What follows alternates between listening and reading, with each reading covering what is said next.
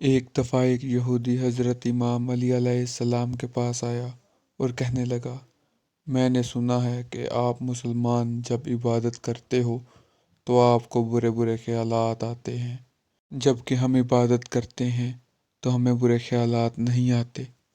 بس اس کا یہ سوال کرنا ہی تھا کہ امام علی علیہ السلام نے فرمایا، اے شخص، اگر ایک گھر فقیر کا ہو اور ایک امیر کا تو چور کہاں جائے گا؟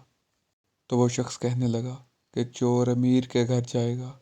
بس جب امام نے اس کی بات سنی تو امام علی علیہ السلام نے فرمایا، تبھی تو شیطان ان کو ستاتا ہے جس کے دل میں اللہ ہو، جن کے دل میں اللہ ہی نہیں ہوتا وہاں شیطان کا کیا کام۔ وہ یہودی امام علی علیہ السلام کا جواب سن کے دنگ رہ گیا۔ یہی وجہ ہے کہ جب ہم ذکر الہی کرتے ہیں تو شیطان ہمارے دلوں میں وسوسے ڈالتا ہے اور ہمیں گمراہ کرنے کی کوشش کرتا ہے تاکہ انسان اپنے رب کی عبادت سے بھٹک جائے۔